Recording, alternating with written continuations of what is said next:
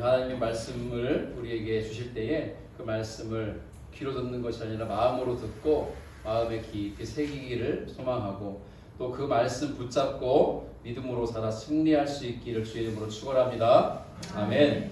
오늘은 마가복음 강의 39번째 시간 그 왕의 길을 따르는 삶.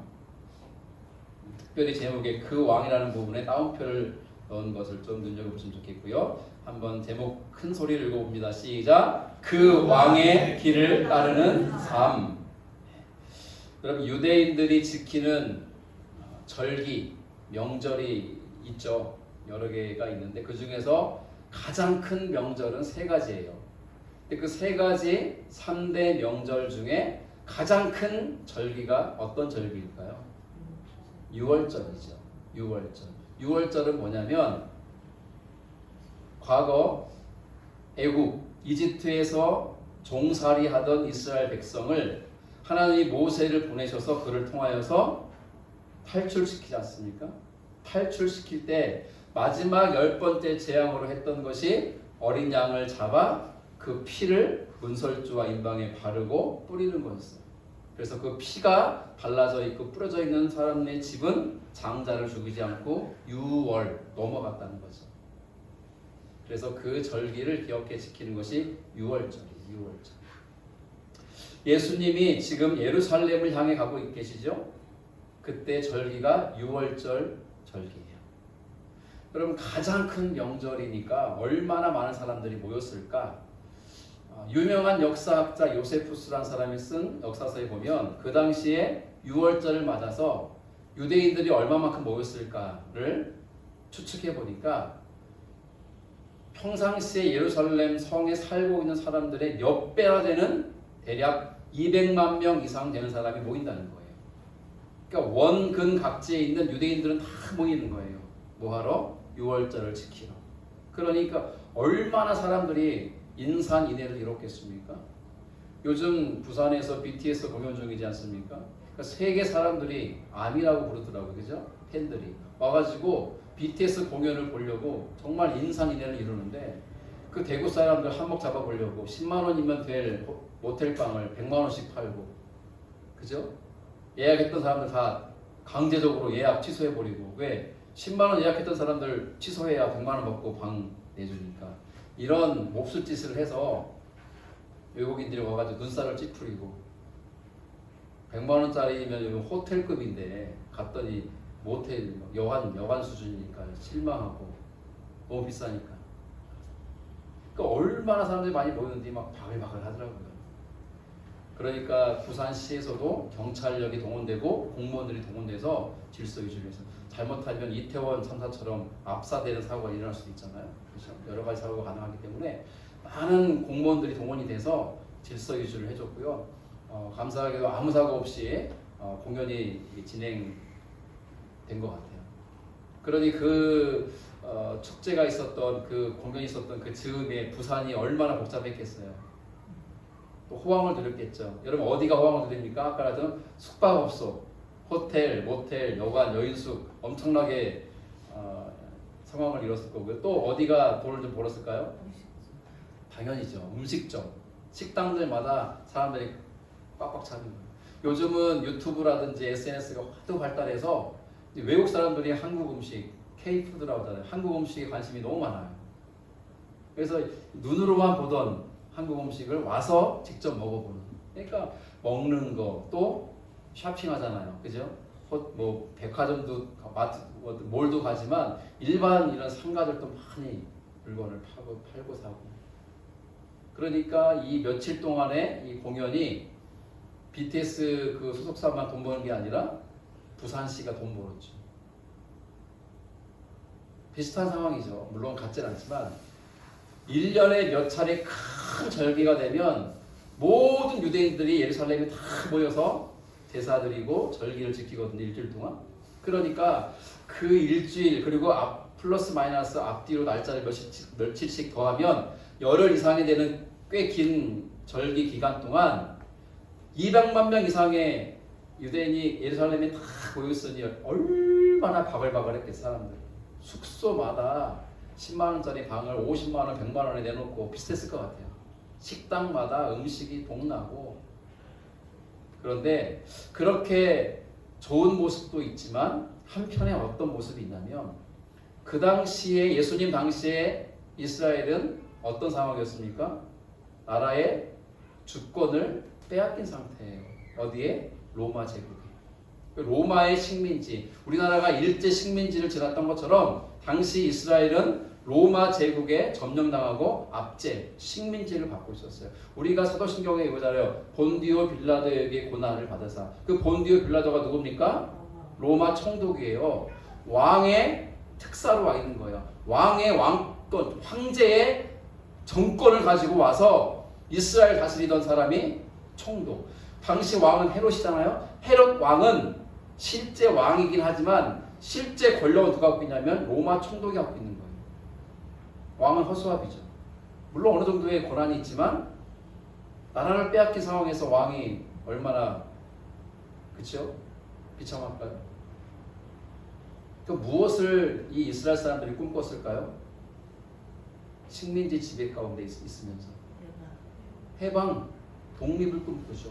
그래서요, 실제로 예수님 당시에도 무장으로 봉기하면서 무장 독립군이 활동을 많이 했어요. 우리나라도 독립군 활동 많이 했죠.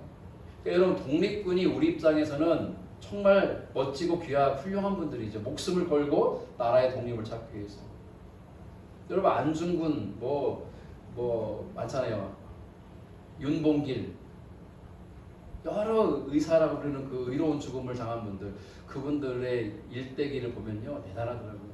그분들 나이 20대, 30대에 죽었어요. 그 젊은 나이에. 처자식 부모를 두고 목숨을 던졌죠. 그런데 일본 제국의 입장에서는 한국의 독립 군사들이 어떻게 느껴질까요? 그들 입장에서는 죽여야 되는, 그죠? 싹 쓸어야 되는 무리들, 졸개들이죠. 적군이죠. 그러니까 마찬가지예요. 이 이스라엘 사람들도 나라를 빼앗기고 로마 제국의 식민지로 있으면서 독립을 찾기 위해서 무장으로 싸웠어요. 그래서 게릴라전이죠. 밤중에 내려와서 무슨 관저 같은 데를 급습하고 아니면 로마 군인들을 죽이는데, 일반 사병 죽이는 것보다는 장교들을 죽였죠. 높은 사람들. 그리고 도망가요. 또 산속에 숨어있고. 이렇게 게릴라전을 펼치면서 독립운동을 하고 있었거든요. 그러니 로마 제국이 얼마나 긴장했겠어요. 왜요? 200만 명 이상의 유대인이 모였는데 그 중에 누가 무장 독립군인지를 모르잖아요. 일일이 수색할 수도 없고. 근데 유대인들의 옷이 어떻습니까? 우리처럼 이런 옷이 아니잖아요. 그렇죠? 칭칭 감는, 겉옷이 길잖아요. 유대인들은. 그런 겉옷. 여인들은 심지어 머리에 이렇게 뭘 쓰기까지 하니까 몸을 다 감추고 있단 말이죠. 몸속에 단도, 칼을 숨기고 있는지 어떻게 알아요? 아무도 모르니까 로마 군인들이 잔뜩 긴장하면서 이 유대인들의 절기를 지켜보는 거죠. 그러면서 혹시라도 이 절기 때에 큰 혁명이 일어나면 안 되니까 로마 황제에게 요청한 거예요. 더 많은 군대를 보내달라고 해서 지금 저 로마로부터 군인들이 예루살렘 향해서 오고 있는 중이에요. 그래서 이 예루살렘에 더 많은 로마 군사가 주둔을 하기 위해서 오고 있는 중이죠. 그 행진이 이어지고 있는데, 그 반대쪽에서는 어떤 행진이 이어지고 있는가? 예수님을 따르는 유대인들의 행진이 이루어지고 있는 거예요. 여러분, 이 그림을 한번 그려보세요. 이쪽에서는 로마 군인들이 백마를 타고, 여러분 장군들은 백마를 타죠. 백마를 타고 척척척 기병대를 데리고 마병들을 데리고 엄청난 무기를 가지고 옵니다. 여러분 영화 본 적 있어요? 배너 같은 거 보면은 막 로마 군인들 얼마나 이 옷이 갑옷 쇠로 돼서, 그죠? 철로 된 갑옷들, 긴 창, 칼, 무시무시하지 않습니까? 그런 군인들이 때를 지어서 척척척 오고 있는 거예요. 로마를 상징하는 독수리가 새겨진 그 큰 깃발을 들고 쫙 내세우면서 이스라엘의 이 절기를 혹시라도 무슨 일이 생길까봐 팍 제압하려고 오고 있는 중이고, 반대쪽에서는 예수님을 따르는 초라해 보이는 행진이 이루어지고 있는 거예요. 오늘 본문은 그 내용이에요. 그들이 예루살렘에 가까이 이르렀습니다. 곧 올리브산, 우리 감람산이라고 개역에는 알고 있죠? 그렇죠? 올리브산 가까이에 있는 벳바게와 베단이라는 마을 가까이 이르렀을 때에 예수님이 제자 몇 명을 보내십니까? 두 명을 보내세요. 그 두 명에게 이렇게 말합니다. 너희는 맞은편 마을로 가거라. 거기에 들어가면 아직 아무도 탄 적이 없는 새끼 나귀 한 마리가 매여 있을 것이라. 그것을 풀어서 끌고 오너라. 어느 누가 왜 이러는 거요? 하고 물으면 주님께서 쓰시려고 하십니다. 쓰시고 나면 지체 없이 이리로 돌려보내실 것입니다. 하고 말하여라. 여러분, 굉장히 구체적인 명령이죠. 매우 구체적이에요. 내용이 여러분 다 이해되지 알고 계신 내용이잖아요. 예수님이 제자 두에게 당부하는 거예요. 얘들아, 건너편 마을로 가라. 가면은 새끼 나귀가 매여 있는 집이 있을 거야. 그 집에 들어가서 그 새끼 나귀를 풀어오너라. 그 새끼 나귀는 아직 아무도 타보지 않은 어린 새끼 나귀다. 그런데 혹시 그 나귀의 주인이나 그 집 사람들이 왜 이러는 거요? 라고 물으면 예, 주님께서 쓰시려고 하십니다. 라고 말을 하라고 이릅니다. 자, 그렇게 해서 사절로 가죠. 그들은 가서 누굽니까? 예수님의 지시받은 두 명의 제자가 맞은편 마을로 갔고, 가서 보니까 진짜 새끼 나귀가 매여 있는 집이 있는 거예요. 그 집에 들어가서 새끼 나귀를 풀어서 데리고 오려고 막 풀고 있는데 어떤 일이 벌어지는가? 5절. 거기 있는 사람들 가운데 몇 사람이 그들에게 물었다. 새끼 나귀를 풀다니 무슨 짓이오? 여러분, 주인하고 그 집 사람들이 이렇게 말 안 하겠어요? 자기네 집에 있는 새끼 나귀를 풀어가고 있는데, 그러다 제자들이 뭐라고 말했을까요? 주님께서 쓰시려고 하십니다. 그리고 쓰신 후에는 곧바로 지체 없이 다시 돌려드릴 것입니다. 라는 말을 하라고 했잖아요, 예수님이. 그래서 그 말을 그대로 전해줬어요. 그랬더니 어떤 일이 벌어지냐? 6절 마지막 줄 보세요. 그러자 그들은 가만히 있었다. 여러분, 신기하지 않습니까? 주님께서 쓰시려고 하십니다. 라는 말을 했더니 가만히 있어요. 그 말은 뭐예요? 새끼 나귀를 풀어서 데리고 가는 것을 그냥 허락해 주는 거예요. 여러분, 이게 어떻게 이루어진 일일까요? 여러분, 왜 이 주인과 이 집 사람들은 이 두 제자가 와서 새끼 나귀를 풀고 갈 때에 주님께서 쓰시려고 합니다. 라는 말을 듣고 왜 순순히 새끼 나귀를 내보내 준 걸까요? 어떤 신학자들은 이렇게 추측합니다. 아마 예수님과 그 나귀 주인은 지인 관계, 이전에 이미 잘 아는 사이일 거다. 친분이 있는 사이일 거다. 그래서 주님께서 쓰신답니다. 그리고 쓴 다음에 다시 돌려준답니다. 라고 말하면 그래요? 가져가시오 하고 허락해 줄 정도의 친분이 있는 사이일 거다. 라고 추측을 하는데 저는 그 추측에 반대합니다. 왜냐하면 여러분, 예수님과 그 나귀 주인이 친했다면 이 사람들은 그 친한 사이를 알아야죠. 누가요? 제자들. 여러분, 3년 동안 동고동락. 여러분, 우리는 동고동락을 하는 사이입니까? 그런 것도 같고 아닌 것도 같고. 근데 여러분, 예수님과 제자들이 동고동락하는 것과는 비교할 수 없죠. 그 사람들은 항상 같이 생활했거든요. 같이 길을 걷고 같이 쉬어가고 같이 어느 집에 들어가서 밥 대접해 주시면 감사히 먹고 또 다른 마을로 떠나고. 그렇죠? 예수님과 제자들은 항상 같이 붙어 다녔어요. 그러면 그러는 3년여간의 공생의 사역 기간 중에 이 마을의 새끼 나귀의 주인과 예수님이 친해지는 관계가 있었다면은 누가 알아야 돼, 그 사실을? 당연히 제자들이 알아야죠. 그 말에 뭐합니까? 그런데 제자들이 가서 주인과 대화하는 걸 보면은 아는 사이에 모르는 사이예요? 모르는 사이. 일면식도 없는 사이예요. 그 말은 뭡니까? 예수님도 그 사람과 친분이 없다는 거예요. 그러니 전부터 잘 아는 사이였겠죠. 이런 말은, 이런 추측은 사실은 합리성을 갖지 못해요. 모르는 사이인 거예요. 그럼 다시 질문이죠. 모르는 사이인데 주님께서 쓰시려고 합니다라는 말을 듣고 순순히 자기들의 새끼 나귀를 내어줄 수가 있었을까?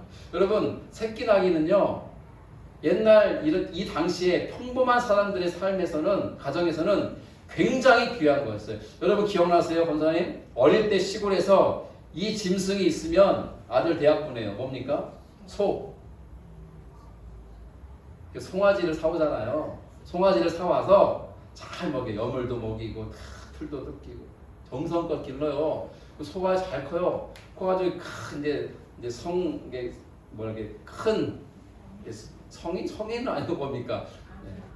네, 이렇게 큰 암소 이렇게 수소가 되면은 이제 장날에 우시장 있잖아요. 열리면 다 파는 거죠. 그럼 그 돈 가지고 또 송아지 한 마리 또 사오고 나머지 돈은 목돈으로 자식들 뒷바라지를 하는 게 우리 아버지들이었잖아요. 그죠? 그러니까 자식들 대학 보내고 혹시 대학 못 보내도 이렇게 뒷바라지 할 수 있는 목돈 되는 것이 소였어요. 소. 그러면 유대인들은 소를 기른 건 아니었을 테니 어떤 게 그런 역할을 했냐면 낙이었어요. 말은 너무 비싸니까 기를 수 없고 그래도 값어치 나가는 것 중에 하나가 낙이었어요. 낙이는요 말과 비교하면 어때요? 웃기죠. 여러분 낙이 본 적 있어요? 당낙이?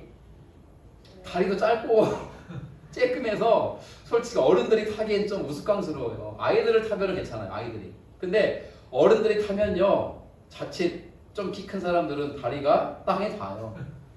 작아요 진짜로. 낙이를 여러분 뭐 용인 에버랜드 같은 데 가면 낙이 있거든요. 진짜 쬐끔하게 신기하더라고요. 생긴 것 자체가 우스꽝스럽고 초라해요. 볼품도 없어요. 근데 걔네들이 힘이 세대요. 그래서 수레를 잘 끌어요.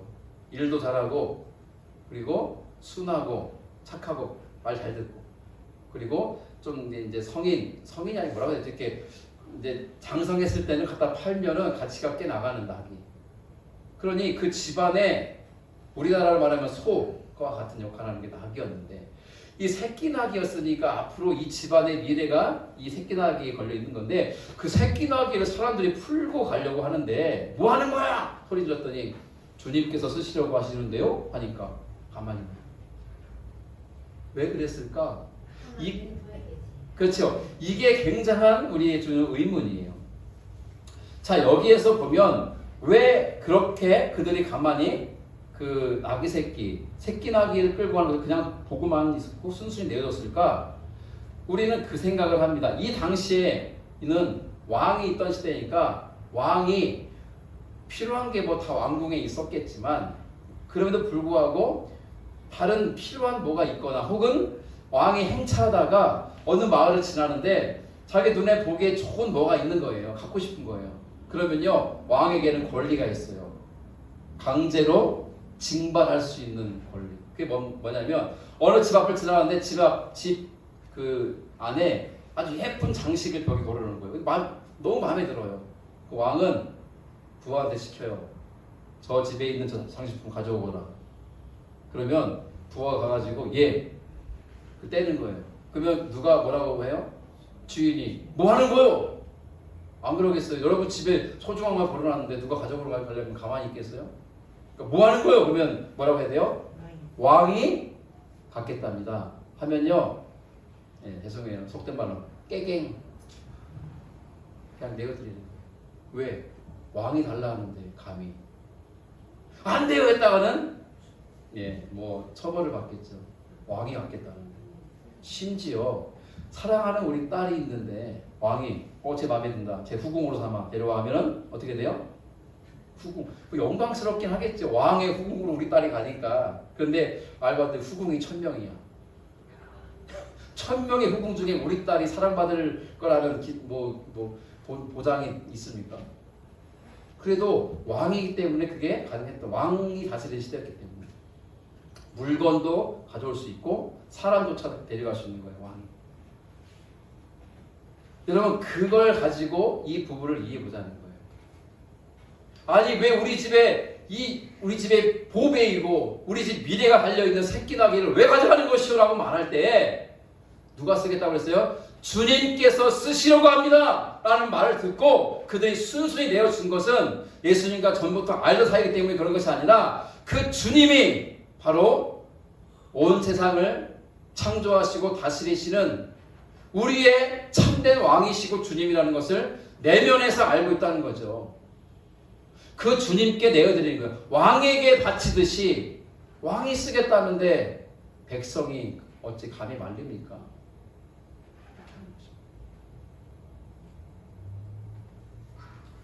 여러분 이 사건에서 우리에게 주고 있는 것은 예수님이 그 낙의 주인과 이전에 알았냐 몰랐냐 이게 아니에요.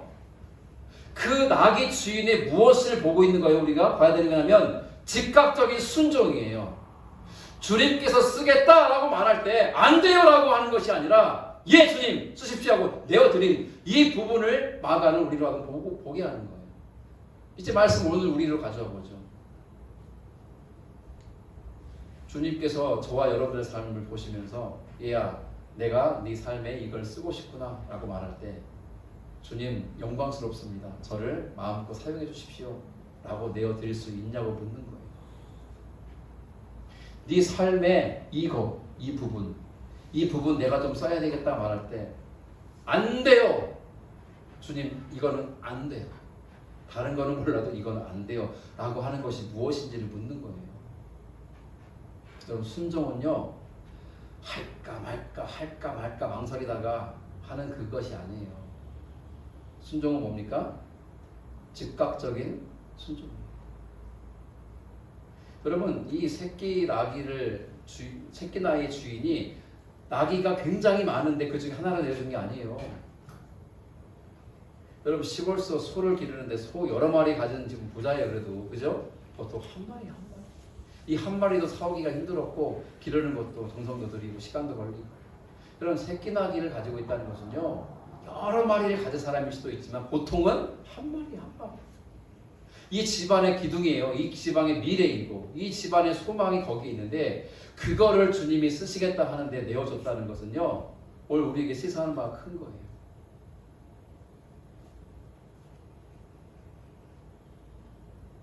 한 사람의 이야기를 드리죠. 다 챙겼습니까? 별로입니까? 윌리엄 보든이라는 미국인이에요. 1887년생인데 1913년에 죽었어요. 몇 살에 죽었습니까?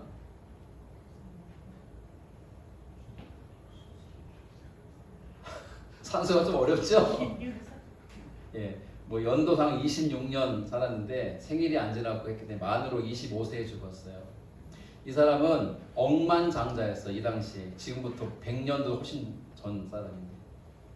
왜냐하면 그 부모에게 엄청난 부를 상속받은 거예요. 마치 이재용 씨처럼. 아버지 이건희 씨에게 받은 거예요. 그렇게 어마어마한 기업과 돈을. 그런데 이 윌리엄 보든이라는 사람이요.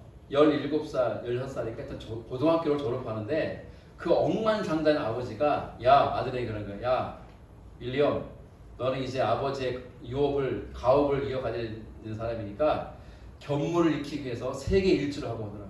그럼 세계 일주 하려면 뭐가 필요해요? 돈이 필요하죠. 권사님 이거 하기 전에 돈이라고 하는데 여러분 1년 동안 세계 일주를 한다면 얼마가 필요할까요? 참 많이 필요하겠죠. 그러니까 여러분 세계 일주는 아무나 하는 게 아니고 돈 많은 사람이 할 수 있는 거죠. 그러니까 이 윌리엄 보든이라는 이 젊은이의 아버지는 억만장자이기 때문에 아들이 고등학교 졸업 선물을 뭐 줬냐면 세계 일주 하라고 돈을 준 거야. 그래서 이 윌리엄 보든이 이 선물을 받고 돈을 가지고 세계 여행을 합니다. 근데 세계 여행을 하면 할수록 뭐가 느껴지냐? 뭘 잘 사는 나라도 꽤 있지만 못 사는 나라가 너무 많은 거예요. 그리고 잘 사는 나라라 해서 가보니까 거기도 거지들, 불황자들, 노숙자들 하여간 형편없는 사람들이 너무 많은 거예요. 그 나라에.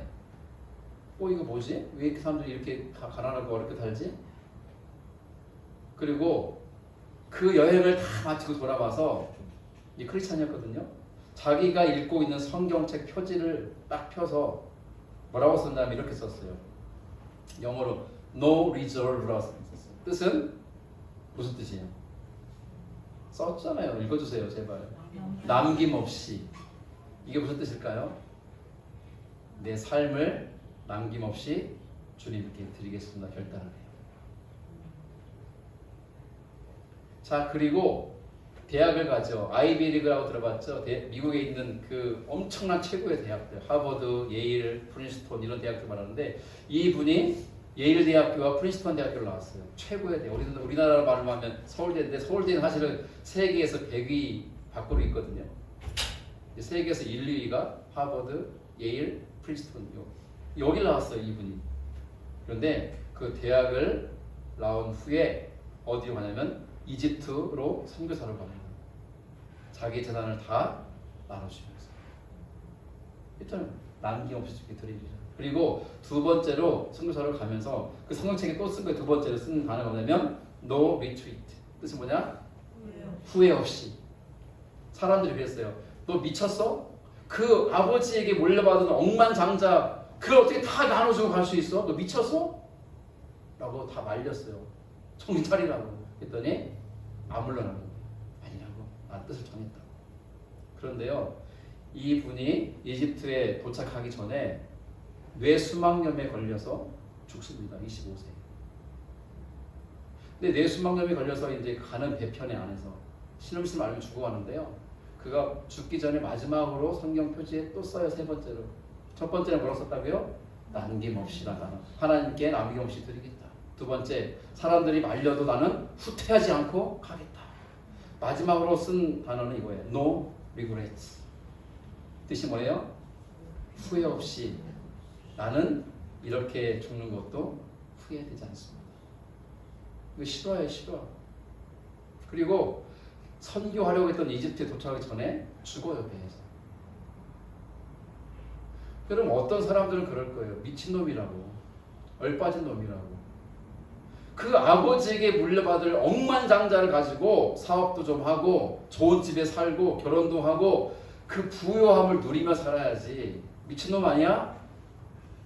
남김없이 다 나눠주고 사람들이 말리니까 물러나지 않고 그리고 결국 선교지로 가기 전에 도착도 하기 전에 죽었어. 미친놈이라고. 어떻게 저럴 수 있냐고 하지만 정작 이 윌리엄 보드는 나는 내 인생에 후회가 없습니다. 이게 어떻게 가능할까요? 주님께서 그 세계 일주 원래 아버지는 견문을 넓히고 많은 경험을 쌓고 와서 아버지의 사업을 물려받으라는 뜻으로 세계 일주를 보냈더니 이 윌리엄 보드는 가가지고 세계 사람들 중에 가난하고 못 살고 이 사람들을 보면서 아 내가 갈 곳은 여기구나. 주님께서 말씀하신 거예요. 윌리엄 내가 너를 쓰겠다. 그럴 때 뭐라고 해요? 안 돼요 주님. 나 할 거 많고 젊고 너 지금 너무나 부유한데 내가 왜 그렇게 합니까? 라고 한 게 아니라 예 주님 저 갈게.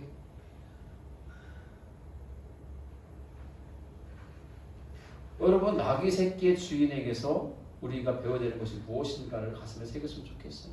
오늘 말씀이 이렇게 이어집니다. 제자들이 그 새끼 나귀를 가지고 와서 예수님께로 오죠. 그러자 예수님이 타려고 하자 제자들이 어떻게 합니까? 겉옷을 벗어서 나귀 등에 걸쳐놓으니 예수님이 그 위로 타십니다. 이제 그 우스꽝스럽잖아요. 그 새끼 나귀를 타고 예수님이 예루살렘에 들어가시는데 사람들이 예수님을 환호합니다. 그러면서 자기들이 겉옷을 벗어가지고 길에 펴기도 하고 들에서 꺾어온 아직 잎이 막 나고 있는 때니까 생나무 그게 종려나무예요. 그래서 종려주의라고 부르죠. 종려나무 같은 걸 가지고 다 꺾어와가 길에다가 펴기도 하고 들고 막 흔들기도 해요. 그러면서 어떻게 환호합니까? 같이 읽죠. 시작. 그리고 앞에 서서 가는 사람들과 뒤따르는 사람들이 외쳤다. 호산나 복되시다. 주님의 이름으로 오시는 분 복되시다. 다가오는 우리 조상 다윗의 나라여 더없이 높은 곳에서 호산나라고 말합니다. 여러분 호산나 뜻이 뭔지 혹시 아세요? 맞추는 분에게 뽕따를 드리겠습니다. 네, 지금 우리를 구원하소서. 같이 읽어보죠. 시작. 지금 우리를 구원하소서. 지금 우리가 주님께 드릴 기도 제목 아니에요? 공짜니 맞죠? 주님 지금 우리를 구원해 주십시오. 그게 호산나라는 뜻이에요. 이 사람들이 예수님을 향해서 호산나 하시는 거예요. 여러분 지금 이 예루살렘 성에 서쪽에서는 누가 오겠다고요? 로마의 군대가 오고 있어요. 장군의 인수하에. 뭐하러? 이스라엘을 제압하러. 척척척 기병대가 오게 돼. 기병대가 막 백마를 타고. 그런데 예루살렘의 동쪽에서는 어떤 행진이 벌어지는 거예요? 새끼 나귀를 타신 예수님 그 그를 따르는 사람들, 그 가난하고 못 사는 사람들 겉옷을 펴고 나무가지를 흔들면서 호산나 다윗의 자손이여 복되시다 하면서 예수님을 환영하는 거예요. 호산나 뜻이 뭐라고요? 지금 우리를 구원하소서. 근데 여러분 슬픈 장면이 이 장면. 왜 그런지 아세요? 며칠 뒤에 이 사람들이 뭐라고 외칩니까? 마음이 돌연 바뀌어서 뭐라고 했죠? 예수님 향해서 십자가에 못 박아라. 이들이 여러분 마가복음이 이제 끝나가는데 예수님의 예루살렘 입성은 십자가에 죽을까지 일주일 남겨둔 상황이에요. 근데 예수님이 일주일밖에 안 남은 상황이에요. 복음서가 끝나요. 마가복음이. 여러분 다른 사람들이 아니에요. 예수를 못 박으시오라 말한 사람들이 딴 사람들이 아니고 호산나 하면서 예수님을 맞이했던 사람들이에요. 여러분 신기하잖아요. 왜 그랬을까요? 왜 그랬을까요? 같은 사람들이라니까요. 왜 그랬을까? 이유는 단 하나죠. 이들이 호산나 외치면서 우리를 구원해 주십시오라고 외쳤던 그 구원은 어떤 구원이냐면 지금 로마의 식민지로부터 우리를 구원해 주십시오. 당장 먹을 빵이 없습니다. 당장 필요한 것이 부족합니다. 우리를 이러한 처참한 삶에서 구원해 주십시오라는 지극히 육신적이고 물질적인 것을 구하고 있다는 것이죠. 그럼 예수님이 오신 이유는 뭡니까? 육신의 빵을 주고 로마와 싸워서 이기고 독립을 지켜주는 게 주님의 오신 이유가 아니잖아요. 우리의 모든 죄를 짊어지시고 대신하여 십자가의 죽음으로 죄값을 치르시고 다시 부활하심으로 우리에게 영원한 생명을 주시는 생명의 주가 되시기 위해서 오신 거예요. 그러니까 이 사람들은 무엇을 원했냐? 백마탄 왕을 원한 거예요. 백마탄 왕. 우리가 흔히 알고 있는 백마탄 왕. 여러분 백마탄 왕이 성에 입성할 때는 언제예요? 뭐하고 올 때요? 뭐하고 올 때? 전쟁에서 승리하고 올 때요. 우리 조집사님 백전이에요. 전쟁에 가서 다 죽여버리고 지금 왜 이란 전쟁이 무섭습니까? 저는 트럼프가 지옥 갈 거라고 확신해요. 이스라엘의 네타냐후 총리입니까? 그 사람도 지옥 갈 거라고 저는 확신해요. 어떻게 그 사람들 잔인하게 죽입니까? 하나님이 기뻐하시겠어요? 근데 트럼프도 네타냐후도 하나님 이름을 들먹여요.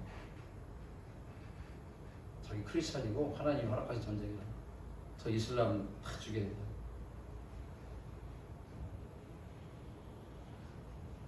왕이 100마를 타고 성에 입성한 것은요 다른 거 아니에요. 전쟁, 권력, 힘. 여러분 눈 뜨고 좀 보세요 제발. 대구시장, 동구청장, 시의원이나 구의원들 시민들 위해서 군림하고 권력을 휘두르려 하면 여러분 우리는 그들을 끌어내려야 돼요. 물론 다음번 선거에서 그러나 겸손하게 시민들 위해서 헌신하고 봉사하고 지네들이 유세할 때 했던 말 그대로 지킨다면 우리는 그들을 지지할 수 있는 거죠. 안 그래요? 여러분 울산시장 바뀌었잖아요 이번에. 그 젊은 친구인데 걸어다니면서 유세했어요. 유세차 쓰지도 않고 돈도 최고 적게 쓴 사람이에요. 거의 안 썼죠 돈도. 근데 왜 인기가 있습니까? 다니면서 시민들의 애환을 듣는 거예요. 뭐 어려운 거 뭐가 없습니까? 울산이 100만 도시고 돈이 현대중공업 있는 곳이잖아요. 조선도 있고 엄청난 곳인데 일반 국민들이 버스 노선이 제대로 안 돼 있고 뭐가 교통이 지하철도 없잖아요 울산에. 뭐 안 되니까 힘든 거예요. 병원도 없어요 울산에는.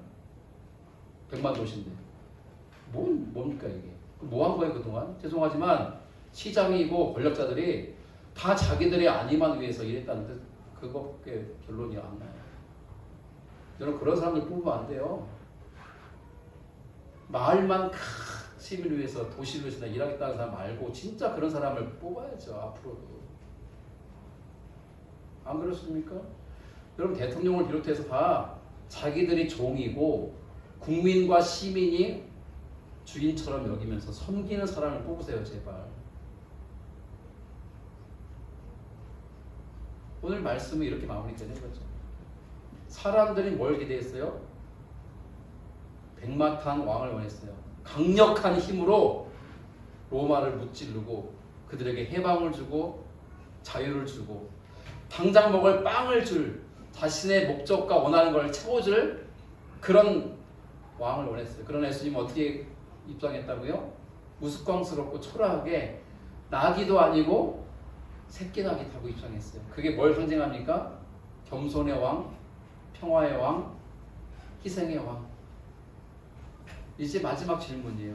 여러분들은 주님께 뭘 기대하십니까?